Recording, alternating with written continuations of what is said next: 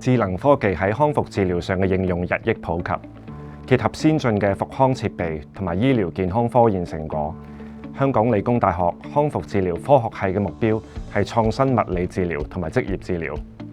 作為世界頂尖嘅醫療教育同埋研究單位，我哋致力培育物理治療同埋職業治療領域嘅人才，希望以創新嘅康復治療，讓市民活出精彩嘅人生。學系嘅教學方針結合理論同實踐，喺資深教授嘅指導下，學生可以參與世界一流嘅先進研究，針對社會人口同醫療創科趨勢，喺基層醫療健康、神經科學、樂齡長壽、肌肉骨骼與運動科學以及智慧康復五大範疇上，為康復治療技術帶嚟新突破。我哋嘅研究成果更屢獲國際殊榮，多位學者更躋身全球首2%科學家之列，以卓越嘅成就造福市民。多年嚟，康復治療科學系學生嘅平均入學分數喺整個理大都名列前茅。學系嘅教職員更屢獲備受肯定嘅公開教學獎項。而為咗令師生有更優質嘅教學體驗，學系亦引入咗唔同嘅先進設備，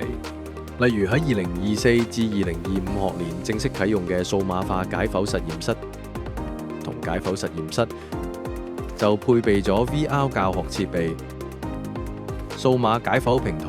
實時影像系統同埋 3D 打印等多元化尖端科技。亦有為配合模擬診症標準化病人環節設立嘅模擬實驗室，為學生帶嚟先進嘅沉浸式學習體驗。除咗接觸到世界領先嘅技術，理大嘅物理治療同職業治療教學及服務中心，亦係我哋嘅服務同教學單位。學生可以喺度累積臨床經驗。我哋同世界各地好多唔同嘅醫療機構合作。學生可以到海外實習，認識其他地方嘅醫療體系。學生有好多到外地交流同埋服務學習嘅機會，擴闊視野。同時，其他合作院校嘅學生亦都會到我哋嘅學系同本地學生交流。此外，我哋亦同一眾社區團體合作，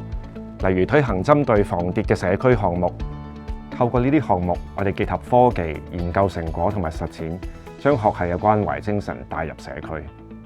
學系嘅影響力遍及香港以外地區，透過愛無疆計劃，學系同香港以外嘅合作夥伴攜手合作，推動中國內地復康服務嘅發展。